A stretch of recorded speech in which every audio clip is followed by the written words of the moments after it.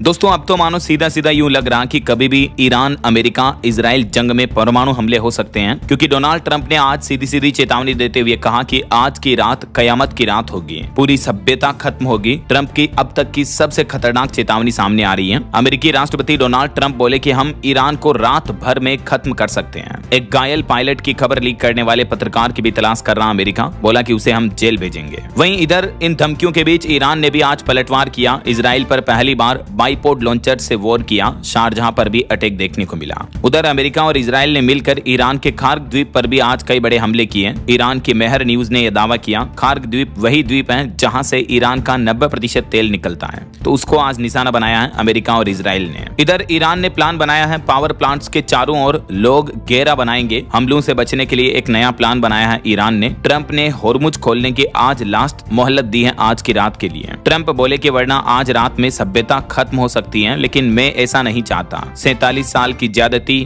भ्रष्टाचार और मौत का सिलसिला रुक जाएगा। जिस तरह से हिरोशिमा नागासाकी पर जब अमेरिका ने परमाणु हमला किया था, तो उसी तरह की वाइब्स डोनाल्ड ट्रंप के इन बयानों में आज देखने को मिल रही है। क्योंकि इस बीच आज ईरान के राष्ट्रपति ने यह भी बयान दिया, कहा कि मेरे साथ 1,40,00,000 ईरानी लोग भी जान दे देंगे। यूएस इजराइल से जंग के बीच ईरान के राष्ट्रपति का यह बड़ा ऐलान सामने आ रहा है। ईरान और अमेरिका के बीच जारी जंग हर दिन नए मोड़ लेती जा रही है। ईरान के राष्ट्रपति मसूद पजेश्कियन ने दावा किया कि करोड़ों लोग देश के लिए बलिदान देने को तैयार हैं। राष्ट्रपति के इस बयान के बीच एक सैन्य अधिकारी ने यह भी कहा कि ईरान की मिसाइल क्षमता पूरी तरह सक्रिय है। ईरान के पास इजराइल के अनुमान से 3 गुना ज्यादा मिसाइलें मौजूद हैं। और ट्रंप ने फाइनल चेतावनी दे दी कि डेडलाइन में कुछ ही घंटे बाकी हैं। उससे पहले ही अमेरिका और इजराइल के हमले भी देखने को मिले हैं ईरान पर, और ईरानी रेलवे भी खतरे में है, क्योंकि आज इजराइल ने एक और चेतावनी देते हुए कहा कि ईरानी जनता रेल से सफर न करें, अगले 12 घंटे रेलवे की पटरियों से भी दूर रहें, वरना जान जा सकती है। इजराइल के इस बयान से साफ साफ दिख रहा है कि अमेरिका और इजराइल मिलकर अब ईरान पर रेलवे इंफ्रास्ट्रक्चर पर भी हमला करने वाले हैं। इजराइल ने सीधी सीधी ये धमकी दी। और इस बीच खबर है कि जंग में आम लोग भी नहीं बच पा रहे हैं। अब अमेरिका और इजराइल मिलकर ईरान की यूनिवर्सिटी, स्कूल, अस्पताल, railway, bus stand, in public places वाली लोकेशन को निशाना बना रहे हैं। ईरान में हालात इतने भयावह चल रहे हैं, दीवार पर पोस्टर, सड़कों पर भागते लोग। अमेरिका और इजराइल के जंग के बीच ईरान के लोगों की जिंदगी मानो नर्क बनी हुई है। ये ग्राउंड रिपोर्ट सामने आ रही है।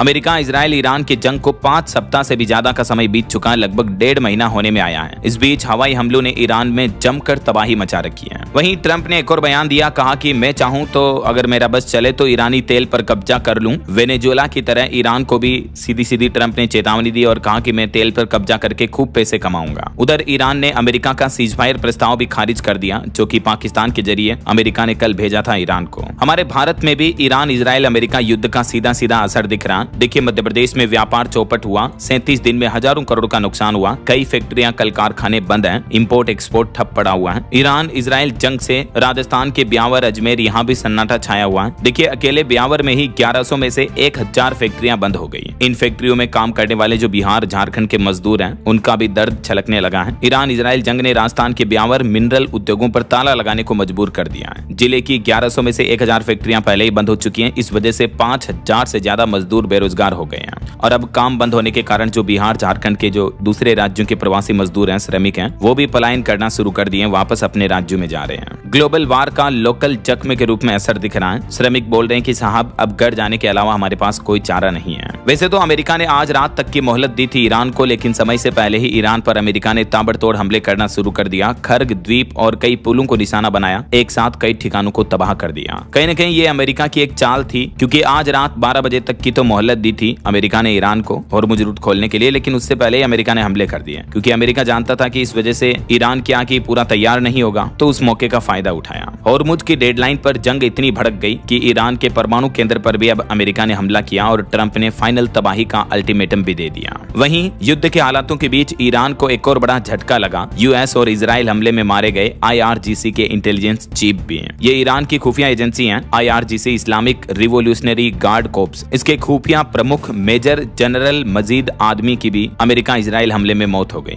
खुद इजराइल के रक्षा मंत्री ने भी इसको लेकर बयान जारी किया है। और वहीं देखिए खबर, ईरान ने इजराइल के पेटा टिकवा पर भी दागी मिसाइल, CCTV में कैद हुआ हमला। और खबर है कि जिसे नेस्तनाबूद मान रहा था इजराइल, ईरान जंग के बीच पाताल लोक से निकला वो बाहर। डोनाल्ड ट्रंप और इजराइल के PM बेंजामिन नेतन्याहू के सामने एक नई मुसीबत भी खड़ी हो गई है। दरअसल इजराइल जिस हमास संगठन को पूरी तरह से खत्म होता समझ रहा था कि हमास को आतंकी संगठन मानते हैं इजराइल अमेरिका, जाहिर सी बात है, और इनको लग रहा था इतने दिन की संगठन का खात्मा हो चुका है। लेकिन अब वही हमास आज फिर से सिर उठाने लगा है। ईरान के खिलाफ जंग के बीच उसने अमेरिका और इजराइल को नई टेंशन दे दी। हमास के सशस्त्र विंग ने साफ चेतावनी दी है कि हथियार डालने की कोई भी बात गाजा में इजरायली नरसंहार को जारी रखने की कोशिश है। तो ये भी अमेरिका इजराइल के लिए एक नई टेंशन है, क्योंकि पहले से ही ईरान इतना भारी पड़ रहा है कि इतना छोटा देश होने के बावजूद इजराइल और अमेरिका दोनों इतने पावरफुल कंट्रीज मिलकर के भी ईरान को टक्कर नहीं दे पा रहे हैं, ईरान को हरा नहीं पा रहे हैं, क्योंकि ईरान उधर से पूरी टक्कर दे रहा है। और इस बीच अगर हमास, हिजबुल्लाह इस तरह के संगठन भी सक्रिय हो गए तो ये अमेरिका और इजराइल के लिए एक बड़ी टेंशन होगी। वहीं खबर है ईरान के अलबोर्ज प्रांत में भी 18 लोगों की मौत हो गई आज के हमलों में। एयरपोर्ट और रिहायशी इलाकों को निशाना बनाया अमेरिका और इजराइल ने। ये पब्लिक प्लेसेज पर हवाई हमले किए तो उधर इजराइल पर ईरान ने भी मिसाइल से पलटवार किया, जवाबी हमला किया। वहीं देखिए ईरान ने यूएई में भी आज एक और इमारत पर अटैक किया, मिसाइल अटैक किया, जिसमें 2 पाकिस्तानी नागरिक घायल हो गए। जवाब में इजराइल ने भी रॉकेट अटैक किया। वहीं खबर आ रही कि कोमा में है ईरान के नए सुप्रीम लीडर मुज्तबा खामेनेई भी। ईरान के एक शहर में उनके सर्वोच्च नेता का इलाज चल रहा है, ये भी एक बड़ी रिपोर्ट में दावा किया जा रहा है। जो अली खामेनेई की जगह नए सुप्रीम लीडर बने वो भी हमलों में गंभीर रूप से घायल हो गए और अभी कोमा में है, उनका इलाज चल रहा है ऐसा।